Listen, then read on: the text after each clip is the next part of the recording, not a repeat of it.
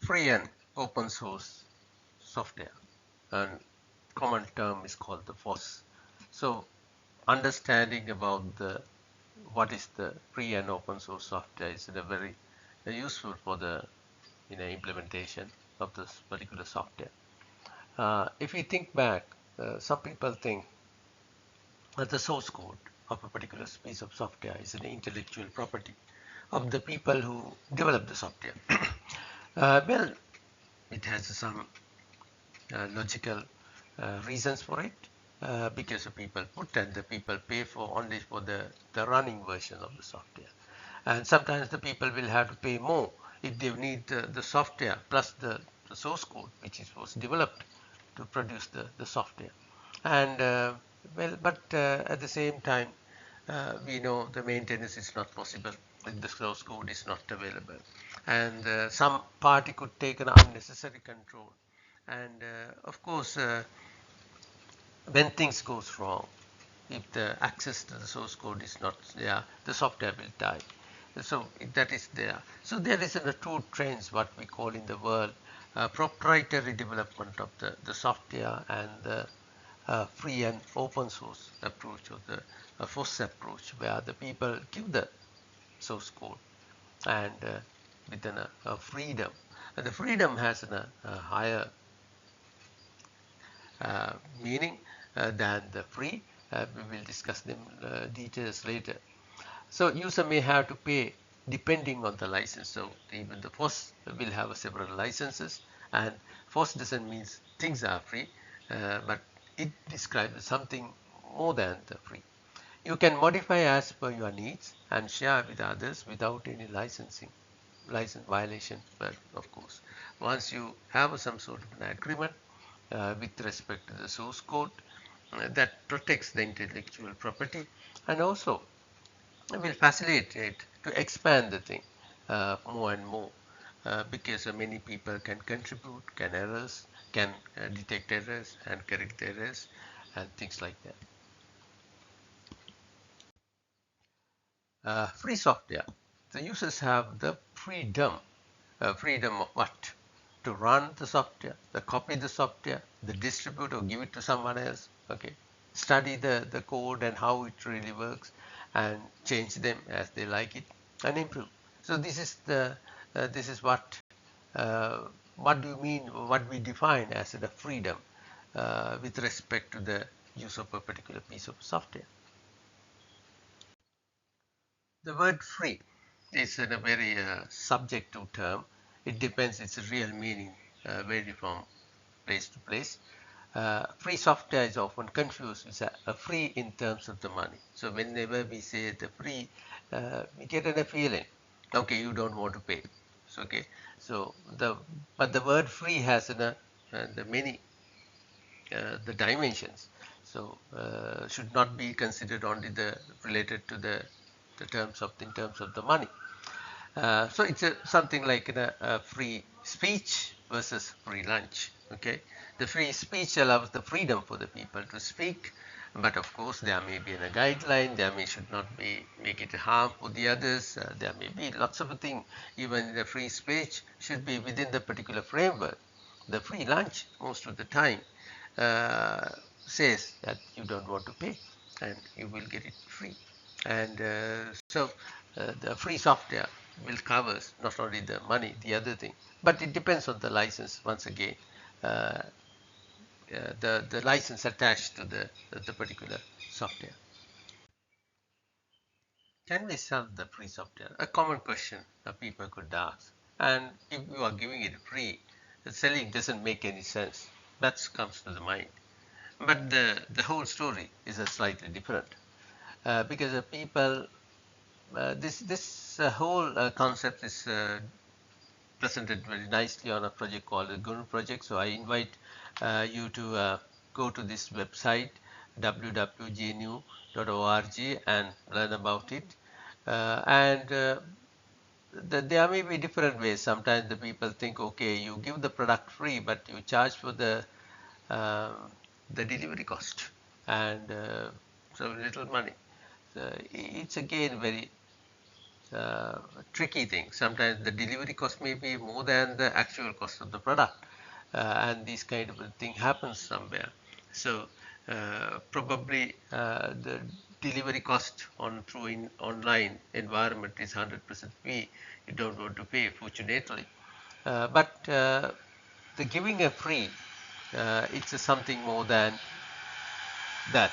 So if I get a something free, can I give it to someone else? Yes, of course, I have a freedom if I have paid, but redistributing the free software is a good and legitimate activity. Okay, and copying the software is in a doesn't cost, and the people can make copies and give it to others. If you do it, you might as well make a profit from it. So how do you make the profit from it? I mean, it's a very tricky things, and sometimes in the most of the free software, people are charged for the after sales, okay, maintain the service and the kind of thing. So someone can think about the distribution of the free software as in a kind of the marketing. Yes, in some cases, that's true. The free software. A program is a free software if the program users have a following four essential freedoms. Okay, that's a very important, I mean, to where we define more clearly what do you really mean by the freedom. Number one, the freedom to run the program as you wish for any purpose. Okay, so the people are not giving you a condition saying you can use this software only for this purpose, not for something, only to draw the pictures. Okay, not to type the diagrams. Okay, something like that. No, the freedom is given to the people. They can run it the way they like it. Freedom to study how the program works and change it so it does your computing as you wish. Access to the source code is a precondition of for this. So in this so-called freedom, the source code and the running versions are both distributed together, and people can study it, the whole logic, and if they want they can modify, and they can distribute the modified version also, and but subject to some of the conditions defined in the original license of the software. Number three, third freedom, the freedom to distribute the copies so you can help your neighbors. Of course, how about giving to the others the no harm that will always help the people to not do a lot of things. So the freedom to distribute copies of your modified version to the others. By doing this, you can give the whole community a chance to benefit from your changes. Access to the source code is a precondition for this. Yes. So sometimes the people may think, okay, they get something free, they modify it, and when they are giving it free, giving it to someone else, they are not giving their modification. They want to hide or they want to charge. They give only the original thing. That's not the correct ethical thing. So the license, sometimes most of the license defines uh, if you are modifying what you got free, you have to give it to the others when you are distributing the source code, the modified source code also with the thing. That's a kind of the precondition people will have to agree in the license. Open source development. So yeah, you share the code which you are being developed of a particular project with the others, whether you know the other party or whether you don't know. It's an openly available for anybody to see, use, and access. So this is a big movement in the software world where the open source development has become a popular approach in the software development. So in this approach, the software development in which the source code of a software system is published and volunteers are invited to participate in the development process. So what do you mean by volunteers? They are not being paid. They are being but recognized. Sometimes the people can identify good volunteers and it will bring in a kind of a good reputation. If good volunteers will have a better chance of finding a job. So try to become a volunteer for an open source projects, and that will help you to learn a lot, and also you could become a very good contributor, and even that improves your especially your profile, as well as uh, you can learn a lot which you can't learn from the most academic courses. The root cause of this the free software foundation is the fsf.org. Go and see. Advocates the source code should be not be proprietary. Okay, so earlier, especially the Microsoft and big companies, they didn't want it to open their source code. Then they have a different argument for that, but rather should always be available for users to examine and modify as they wish. So this is very similar to capitalism and the socialism, where things are open. Open source software extended this idea by using the internet to recruit much larger population of voluntary developers. Many of them are also users of the code. Okay, so they use it, they contribute it, and the moment they identify the mistakes, they can go and correct and contribute. But there will be a key group which will manage the whole code base, and these things could be done.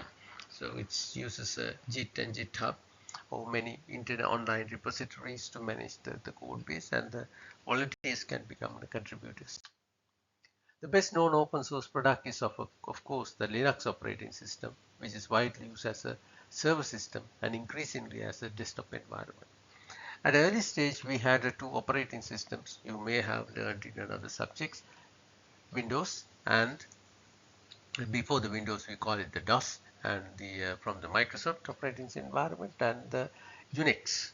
Okay, so that's from the Sun Microsystem those days, and many other the companies, not only Sun Microsystems, and but later people wanted to have an Unix like an operating system which runs on the desktop, normal desktop PCs, where the Windows took over everything. At the same time, Mac OS is also kind of a proprietary software belong to a particular Apple Macintosh environment. But the Linux is also in a project. There was in a bigger story which you can read it and learn, and made it public, and lots of people start contributing, and very quickly that became the most strongest operating system. And it open source approach really have to make it a more stronger, widely spread than that. Today, not only the Linux, many products, even including the Java, Apache Web Server, MySQL, all these things became a worldwide a very strong software product because of the open source approach.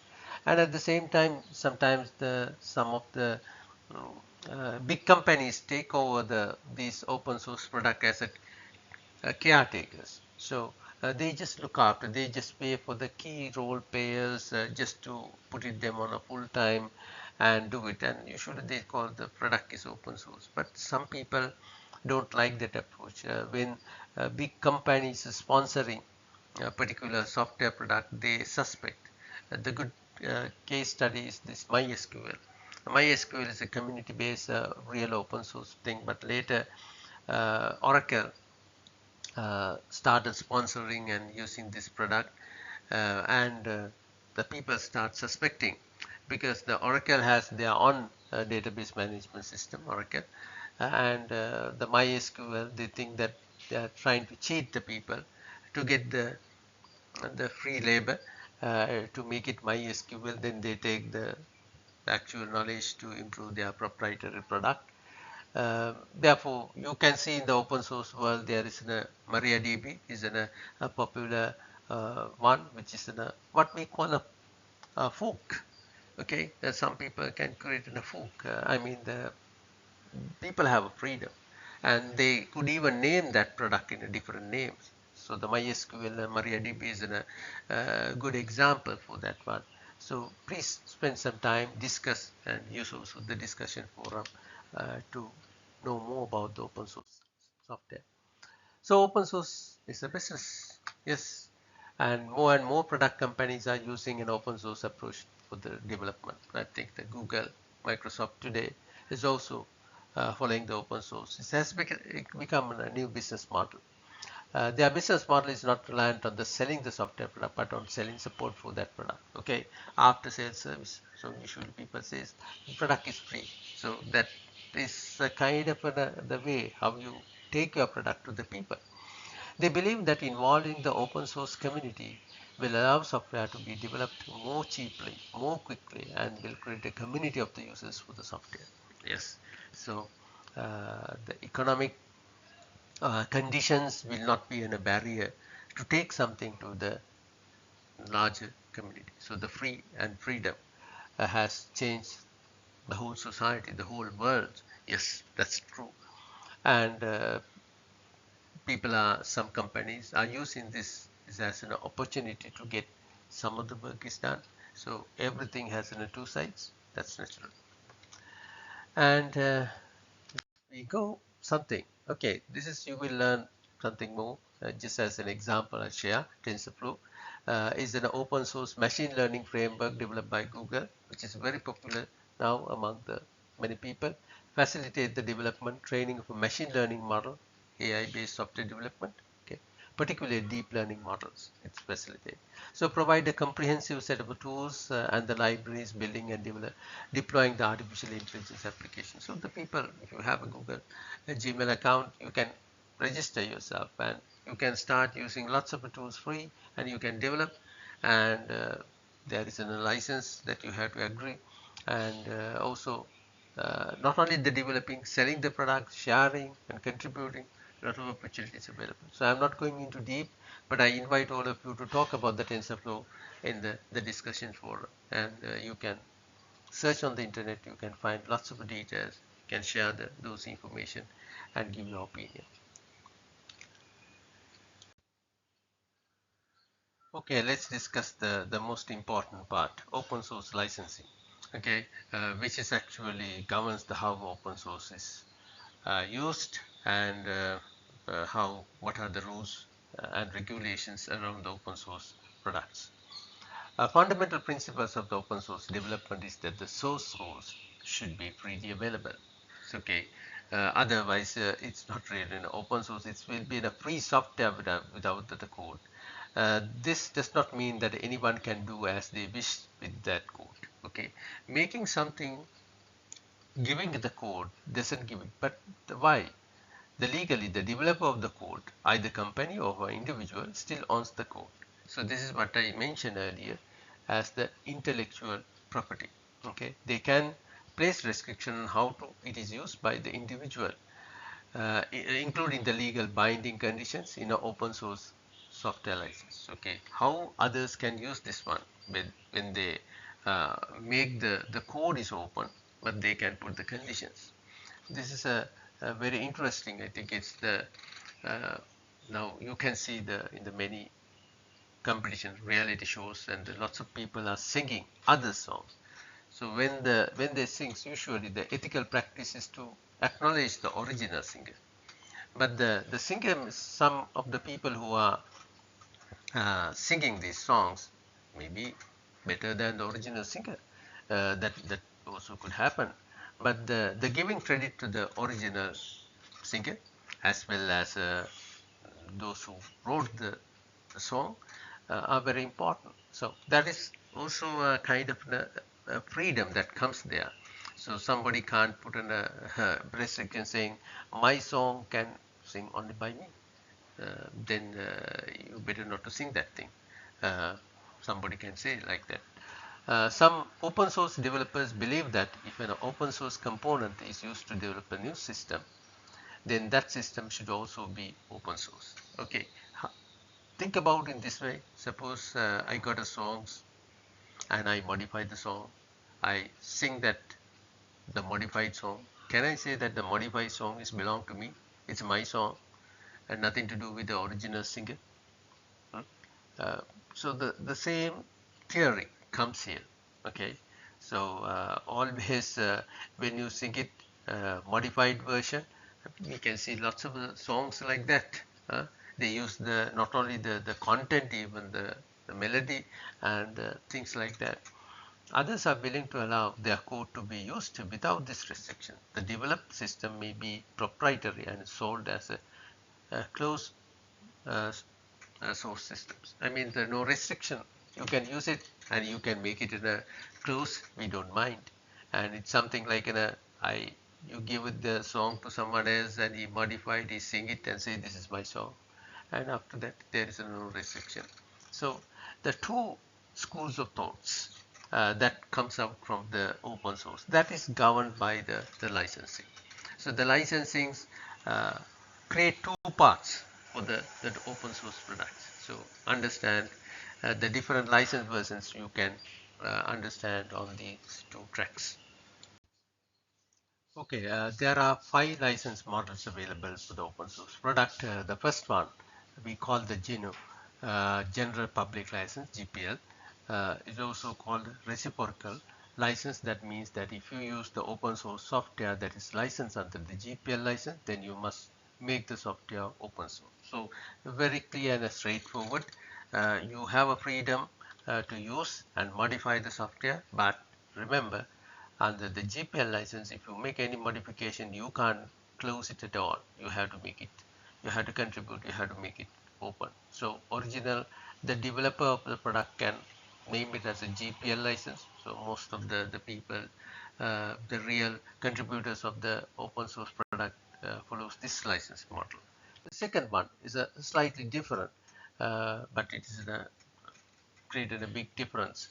A lesser general public license is a variant of the GPL license where you can uh, write components that link to the open source code without having to publish the source code of these components. So you can start contributing and making close some of the modules. So the people can do a different types of business from there. So that is also allowed. So original people can define. So if the LGPL is allowed, the contributors anytime can close their components. The other one is a Berkeley Standard Distribution, BSD, commonly known as. Is a non-reciprocal license, which means that you are not obliged to republish any changes, okay, modification made to the open source code. You can include the code in a proprietary systems that are so, okay. It's not only the changing and closing, you can take away to on other projects. So BSD given a bigger freedom to promote the product as well as to promote the other products with this license. The fourth one is known as an Apache software license, gives the permission to reuse the code for nearly any purpose, including using the code as a part of the proprietary software. Okay, so under that Apache license, users are permitted to modify, distribute, and sublicense the original source code. Commercial use, warranties, patents, claims are also allowed within the Apache license. So people can completely develop a new product. They can claim it, even the patent, and the publish as their company product. Original thing will be something else based on the source will be something else. The terms and conditions under the license don't place any restriction on the code, but end users cannot hold the open source contributors liable for infringements. That's that's another thing. I mean, use it with your own risk, something like that. The fifth and the last one come with the Massachusetts Institute of Technology, MIT, the very big, famous university in the US. The grants the software end users the rights such as copying, modifying, merging, distribute. It is notable for what it does not contain, such as clauses for advertising and prohibition of the use of the copyright owners' names for promotional uses. Okay, uh, things like that. So the very close Apache and MIT, you can discuss as well as study what are the differences, how things work. So these 5 models, I mean, if you are trying to plan to develop an open source product in the future, so you may have to select what you think is the most suitable for your the project. Very interesting the way how people can proceed, contribute. More things are linked with an open source software development, which has become a key thing. Uh, Software engineering practices are available for the open source software development, community-based software development. Lots of things you can learn in the future. Okay, this makes the end of this uh, section of this part of the syllabus. Thank you.